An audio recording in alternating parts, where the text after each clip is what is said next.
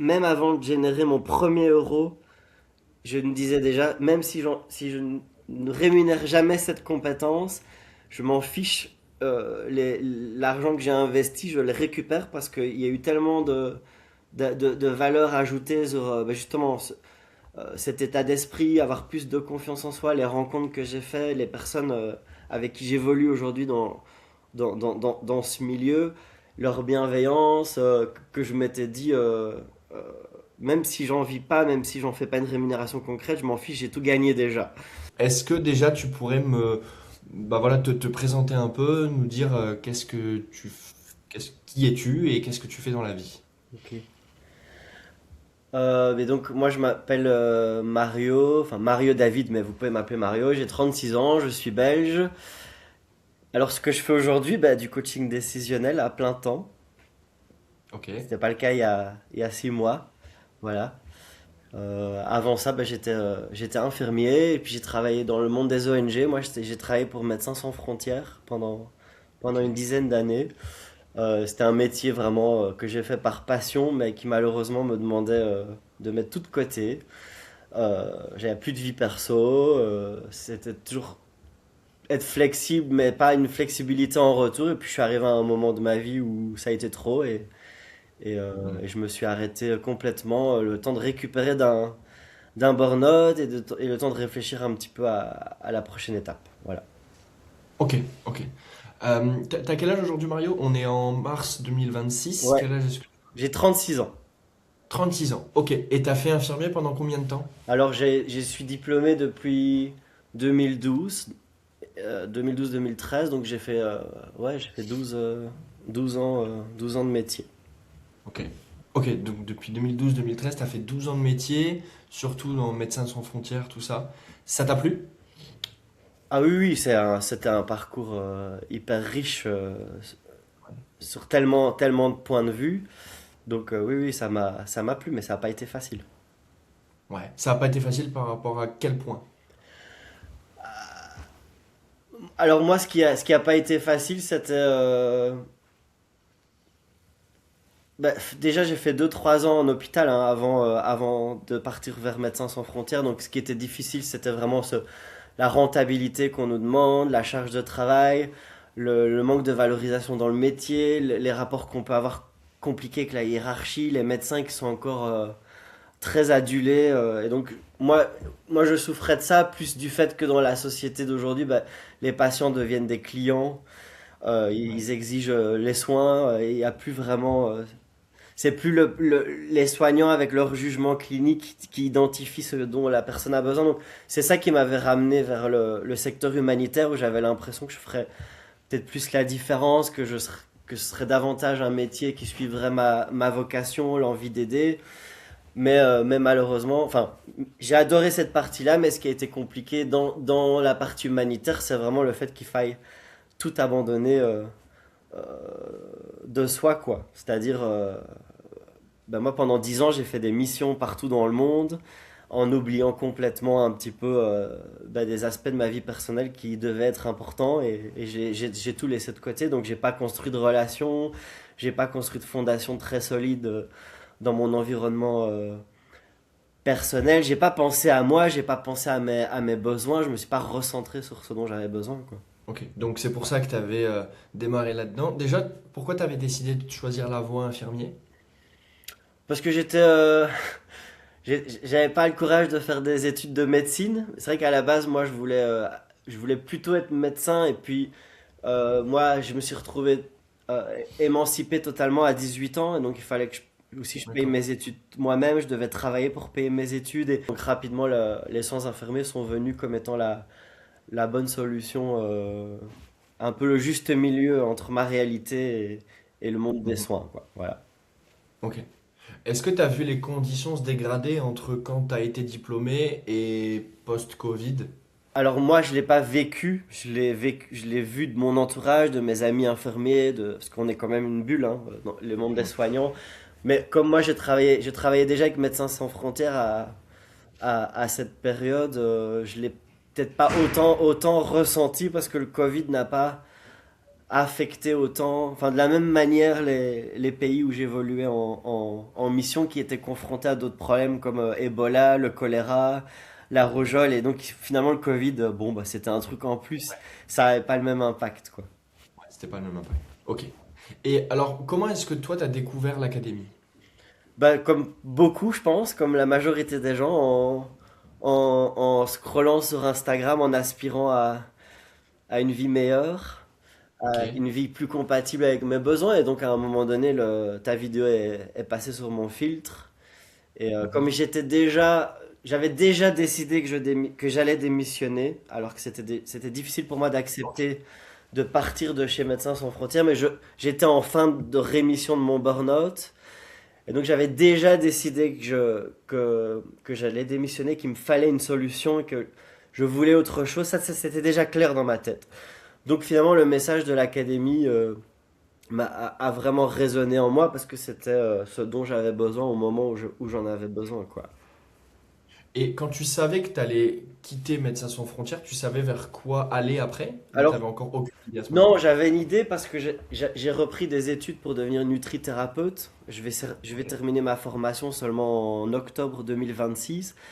Donc je voulais déjà, j'avais dans l'idée de rester dans la nutrition et donc je savais qu'il faudrait, enfin, que je devrais me lancer en tant qu'indépendant. Sauf que moi j'ai été salarié toute ma vie, j'ai aucune expérience dans ce domaine, donc je savais qu'à un moment donné il faudrait que je le fasse et l'académie, au-delà de former sur le coaching décisionnel, ben, nous aiguille aussi pas mal sur le cadre de travail d'un indépendant et donc je sentais qu'il y avait aussi une opportunité en fait de prendre de l'avance sur cet aspect-là pour me préparer aussi dans le futur si je devais lancer ma Ok. nutrithérapie comme une activité, quoi.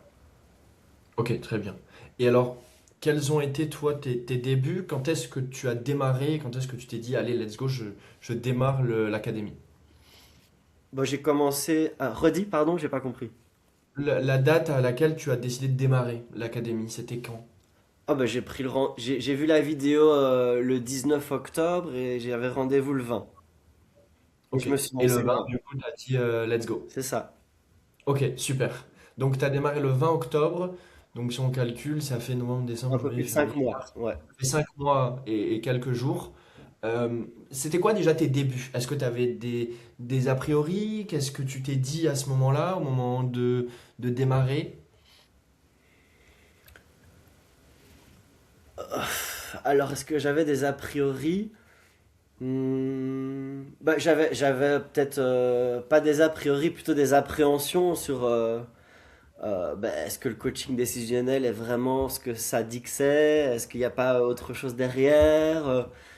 Euh, est-ce que je vais vraiment aider les gens ou est-ce que finalement la coexistence avec certains bah, objectifs ou enjeux commerciaux va être plus important? Donc j'avais un peu d'appréhension par rapport à ça, mais très très vite ça s'est estompé au fil des coachings et au fil bah, des rencontres avec les gens qui ont fait la formation avec moi, où finalement je me suis retrouvé dans une communauté où les gens partageaient les mêmes valeurs, avaient envie des mêmes choses, avaient passé étaient passés pardon, par des difficultés similaires. Donc très vite en fait je me suis pris au jeu de l'accompagnement et en fait à la base je, je, je pensais pas que ça me prendrait autant de temps, mais c'est pas du temps parce que j'étais obligé de le faire, c'est juste parce que je me suis vraiment mis dedans et que ça m'a tellement j'ai été tellement pris dans le truc de l'accompagnement que finalement, sans réfléchir, j'y ai mis énormément de temps.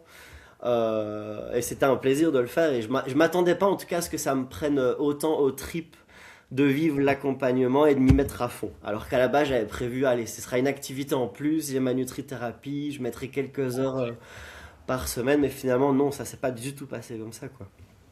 Ok. Donc, ouais, si je comprends bien, au début, c'était je vais le faire en plus de la formation de nutrithérapeute. Ça va me permettre d'avoir deux activités, de pouvoir avoir plus de sources de revenus. Et finalement, tu t'es laissé prendre là-dedans. Donc, ça, c'était tes débuts. Donc, du coup, tu t'es mis à fond dedans. Ça s'est bien passé. Quelle a été la transformation pour toi? Quel a été le changement? Ben, déjà, c'est un univers complet que j'ai découvert. On t'ouvre un monde dont tu ne soupçonnes rien de l'existence et donc je me suis rendu compte du potentiel du monde du digital, des opportunités de travail que ça peut t'amener des gens, de tous ces gens qui existent, tous ces accompagnements qui existent. Voilà. Et donc ça, c'était voilà, la découverte d'un monde qui m'était totalement inconnu. Ça, c'était la première chose. Et puis, moi, j'ai quand même beaucoup souffert tout au long de ma carrière de manque de confiance, de syndrome d'imposteur, de manque de légitimité. Et je sens que ça a joué énormément aussi sur le fait de me transformer par rapport à ces éléments-là, quoi. J'ai beaucoup moins de problèmes à prendre la parole, à m'exposer au regard des autres, au jugement des autres. Et j'y prends même goût à certains moments, pas tout le temps, hein, ça dépend qui est mon interlocuteur, voilà, je me suis vachement affranchi de ce type d'exposition qui avant était pour moi vraiment difficile par rapport à mon travail. Ok, donc au-delà de l'aspect professionnel et du coup le changement professionnel que ça t'a permis, où on va revenir juste après, ça t'a aussi énormément apporté sur le plan perso. Tu me parlais de confiance en toi, de prise de parole. C'est quelque chose qui aujourd'hui justement c'est en pleine croissance et en pleine évolution C'est pour ça, toi. exact. Après, au-delà de ça, logistiquement, je peux pas, enfin, je veux dire, ce qui m'avait mis en burn-out, cette recherche d'équilibre vie pro, vie privée, cette envie de me recentrer sur moi, mes besoins et de pas m'effacer parce que mon travail me le demande, aujourd'hui, je reconstruis ma vie pro autour de tout ça. Donc là, j'ai Hmm. pu déménager dans le sud de l'Espagne, je vis à Séville, je suis au soleil, loin du froid de l'hiver. J'ai plus à mettre mon chien en garde quelque part quand je dois voyager parce que je voyage avec elle et je voyage pour mon plaisir et en fait je mets mes créneaux pour travailler à 10 heures du mat parce que moi je suis pas du matin et que ça me saoule de me lever tôt et en fait je peux le faire, il y a pas de conséquences et donc en termes de qualité de vie aujourd'hui j'ai déjà énormément Mhm. obtenu et en très peu de temps quoi. Ok, donc en fait ce que je comprends c'est que pendant toute ta carrière en tant qu'infirmier, tu construisais ta vie perso par rapport à ta vie pro. Et Complètement. aujourd'hui c'est l'inverse. C'est tu as ta vie perso que tu mets en premier et en avant et tu construis ta vie pro autour de cette vie Exact. perso. Exact. Ok, donc vraiment équilibre vie pro, vie perso et c'était l'objectif pour toi avant de pouvoir démarrer. À fond, oui, oui, moi c'était ça qui m'avait amené, c'était ça mon pourquoi émotionnel quand j'ai fait mon rendez-vous en tant que candidat pour l'Académie Ok. DE, quoi. Ok, bon bah écoute, génial. Et donc là aujourd'hui, tu nous as un peu teasé, tu vis à Séville en Espagne, alors que tu viens de la Belgique. On n'est pas très loin quand tu es en Belgique, moi je suis à Lille. Donc ça fait quand même un gros changement de température. Tu gères ton temps. On est 5 mois après seulement. Ça s'est fait au bout de combien de temps ce changement complet? Ça fait combien de temps que tu es là-bas maintenant? Bon, il y avait pas mal de décisions que j'avais déjà prises avant l'Académie, sauf que Ok. l'Académie m'a conforté en me disant je prends ces décisions-là et j'ai une opportunité professionnelle qui me permette de faire survivre cette décision sur le long terme. Voilà. Mais Ok. donc moi je suis parti à Séville en janvier, depuis début janvier je suis à Ok. Séville, mais j'avais fait déjà un mois d'exploration en novembre où je commençais l'académie en même temps et je faisais mon exploration à Séville pour voir si j'allais y rester, si j'y trouvais ce que je voulais quoi. Tu t'y plais en ce moment à Séville? Ah oui, oui, bien sûr, c'est génial. Pourtant je vis simplement, hein, je fais pas grand-chose, mais j'ai pu retrouver un club de volleyball, donc je peux aussi m'engager dans des Dans du- activités long terme que je ne pouvais pas faire avant parce qu'il fallait que je parte à l'étranger en mission pendant des mois ou Hmm. pendant 6 à 8 semaines en visite. Donc je me réengage dans des activités sportives, d'équipe, je profite du soleil. J'ai une routine vraiment tranquille, quoi. C'est ce que je voulais. Bon, parfait. En plus de ça, tu peux aller à tous les entraînements, aller à tous les matchs sans devoir faire des changements, des Ah remplacements, oui, des oui, choses comme ça, tout à sur fait. des horaires. Tout Là, à fait. tu gères vraiment comme tu le veux. Ouais. Ok. Et quand est-ce que tu as démarré? Donc, quand tu as démarré l'académie, tu as eu ce processus d'apprentissage, de développement, que ce soit le développement personnel sur toi, développement de la compétence, apprendre à transférer ce que tu fais déjà avec des patients dans un autre domaine. Euh, à partir de ton premier mois avec des entreprises, des collaborateurs, Ça s'est fait quand ça déjà? Ma première expérience terrain, tu veux dire, où j'ai pu rémunérer ma C'est ça. compétence? Ben, en janvier 2000, début janvier, pardon, voilà. Ok. J'ai mis Donc 77 jours. 2 mois après, ouais, 2 mois et demi après. 2 mois et demi après, j'étais officiellement sur le terrain et je rémunérais ma compétence. Génial. Et alors du coup, ça a été quoi cette première expérience? Comment est-ce que tu t'es senti? Est-ce que tu as apprécié? J'ai adoré, oui, oui, bien sûr. Ok. J'ai adoré. Après, j'ai adoré, mais j'ai senti qu'un coach décisionnel qui a un mois d'expérience n'est pas le coach décisionnel qui a un an d'expérience et que c'est un métier où la formation continue est importante, la remise en question va au-delà de la formation et qui a quand même un processus d'apprentissage qui est continu et que c'est important de se mettre dans cet état d'esprit pour évoluer, quoi. Ouais, carrément, carrément. Et alors, sur le plan financier, sur ce premier mois, cette première expérience du coup professionnelle, combien est-ce que justement tu as réussi à gagner dans ta poche? Sur la première expérience, La toute première bon, expérience, ça a le duré premier qu'une mois. semaine, hein, donc, mais j'ai réussi à mettre 1000 € dans ma poche. 1 000 € sur une semaine sur tes tout premiers débuts. C'est ça. Ok. À partir de ce moment-là, est-ce qu'il y a eu un déclic, un changement, une confirmation de ce que tu étais capable et du fait que tu étais sur la bonne voie? Ah bah oui, bien sûr, ça concrétise quand même vachement de se dire, ah ben, l'argent est arrivé sur mon compte. C'est quand même plus concret que ça. Plus concret que ça, c'est difficile. Et non seulement c'est arrivé, mais c'est arrivé entre le moment où j'ai envoyé la facture et le moment où c'est arrivé, il y a eu à peine 48 heures, quoi. Enfin, donc en plus de ça, c'était rapide. Ouais. Et ça fait plaisir, on va pas se le cacher. Alors, est-ce qu'il y a eu un gros déclic? Je ne sais pas, je me suis juste dit, C'est non, lancé. ça va dans la direction que j'ai envie, enfin, ça va dans la direction que j'ai envie que ça aille, quoi. Et donc, je continue, quoi. Ok. Donc après, il s'est passé février, mars. Combien est-ce que tu as généré que tu vas pouvoir avoir au total, juste sur 3 mois de temps? Bah, je dois être entre 3500, je pense. Autour de Ok. 3500, 4000 € de rémunération générée, même si j'ai pas encore tout encaissé, parce qu'il y a encore des factures en suspens et tout ça, quoi. Mais Ok, je vais être à très ce bien. Donc niveau-là. entre 3 500 et 4 000 € à partir du moment où justement tu as commencé à démarrer les opportunités et avec uniquement, si je comprends bien, que quelques semaines C'est de ça, travail à chaque fois à ce moment-là et entre deux, du coup, des phases où tu continues de te remettre à niveau, tu te développes et exactement. en plus de ça, tu cherches d'autres opportunités, des choses qui te font sens. Exact. Est-ce que au niveau de... Tu parlais justement de prospection, je trouve que c'est intéressant, c'est quelque chose qui fait très très peur pour la plupart. Est-ce que c'est quelque chose qui, toi, te faisait peur déjà avant? Alors, c'est pas que ça me faisait peur. Non, c'est pas que ça me faisait peur, c'est plutôt.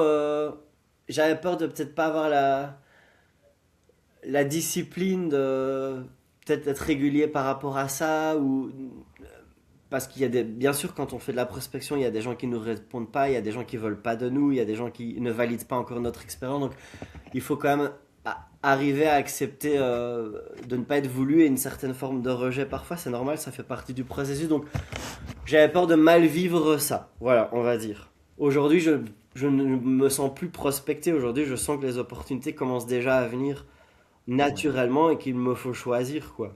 Ce qui est quand même sympa Ok. parce que ça fait pas non plus un an, enfin ça fait moins d'un an que je suis dans le milieu, quoi. Ouais, c'est le tout début. Qu'est-ce que toi aujourd'hui tu penses justement de l'académie? Est-ce que tu as des regrets sur certains points? Est-ce que il y a des choses qui t'ont gêné, qui t'ont bloqué, ou alors est-ce que pas du tout? J'ai vraiment, honnêtement, j'ai zéro regret. Et même avant de générer mon premier euro, je me disais déjà, même si je ne rémunère jamais cette compétence, je m'en fiche. L'argent que j'ai investi, je le récupère parce qu'il y a eu tellement de valeur ajoutée sur ben justement cet état d'esprit, avoir plus de confiance en soi, les rencontres que j'ai faites, les personnes avec qui j'évolue aujourd'hui dans ce milieu, leur bienveillance, que je m'étais dit, euh, même si j'en vis pas, même si j'en fais pas une rémunération concrète, je m'en fiche, j'ai tout gagné déjà. Voilà. Ok. Donc, euh, donc non, j'ai aucun regret. Voilà. Alors, c'est pas un blocage, mais c'est plutôt une mise en garde. Par contre, c'est clair que c'est pas un accompagnement où les gens travaillent à notre place. C'est pas un accompagnement où tout nous arrive dans le gosier comme si on était un petit oisillon dans un nid. Il faut vraiment mettre des moments mettre un peu ça en priorité dans sa vie, dans son planning, pour Mhm. vraiment aller chercher des résultats à la hauteur de nos espérances, quoi. C'est important de le dire et je te remercie de le dire parce que euh, trop souvent il y en a qui pensent que juste en démarrant, le fait de démarrer, tout va leur être apporté, tout va leur être donné. Aujourd'hui, tout leur est apporté sur le plan et on les guide comment faire, mais par contre on ne peut pas faire à la place des autres. Et c'est vraiment le but, on ne peut pas materner parce que de tous les cas c'est pas possible et il n'y aura aucun résultat comme ça. Donc pour toutes les personnes qui s'attendent juste à ce que ça tombe du ciel, effectivement, c'est pas le bon endroit. Je pense qu'il n'y a pas de bon endroit d'ailleurs pour que tout tombe du ciel. Mais bon, dans tous les cas, si jamais des personnes qui nous regardent s'attendent à ce que ça tombe du ciel et que ça vienne tout seul, effectivement, ce ne sera pas ici et on ne sera pas les bonnes personnes. En revanche, pour toutes les personnes qui sont hyper motivées et qui ont euh, un petit truc qui souhaitent justement pouvoir avancer, effectivement, on va leur donner toutes les pistes et tous les plans, on va les suivre, on va les accompagner, mais on ne pourra pas faire le boulot à leur place. Donc c'est important vraiment que les personnes puissent comprendre ça. Qu'est-ce que tu dirais aujourd'hui, toi Mario, à une personne qui hésite, qui se pose la question, qui te regarde, qui trouve ton parcours inspirant? Est-ce que tu aurais quelque chose à dire, un conseil à donner? Alors moi, je leur dirais que bah, c'est important qu'ils comprennent pourquoi ils veulent changer les choses et qu'ils soient les premiers à croire en ce projet et en la possibilité d'arriver à ce changement. Il faut surtout pas se comparer, c'est-à-dire qu'il n'y a pas de personne qui réussit mieux que les autres. Il faut être au clair avec ses propres objectifs, avoir vraiment envie d'avancer avec ses objectifs et que même si l'ambition elle est pas aussi exubérante que, que certaines personnes peuvent avoir dans l'entrepreneuriat, leur réussite ne sera pas moins belle, quoi. Parce que c'est la Mhm. leur et c'est celle à laquelle ils sont accrochés. Donc, mais si eux-mêmes n'y croient pas dès le début, et si eux-mêmes ne pensent pas qu'ils peuvent changer et faire la différence, alors ça ne marchera pas. Ok. Bah écoute, super, je te remercie. Merci d'avoir pris le temps. Et nous, on continue de se voir euh, au fur et à mesure de ton On se voit évolution. quasiment tous les jours en ce moment. Quasiment tous les jours, on va continuer à se voir très très souvent et je suis ravi de tout ça. Ok. Est-ce que tu veux ajouter une dernière chose, un dernier point? Non, vraiment juste un grand merci quand même euh, à l'académie, à l'équipe qui est géniale, hyper dispo, qui a toujours été dispo depuis le premier jour, toujours bienveillant, toujours calme, toujours accepter les faiblesses, les anxiétés des gens, parce que vous devez quand même gérer pas mal avec des moments où on a des doutes, on a peur, on a envie de se faire rassurer, se faire valider, et vous devez gérer aussi ça au quotidien, donc bravo, bravo à vous, et vous êtes une super équipe. Merci beaucoup Mario. Merci pour ton temps et à très bientôt. À bientôt.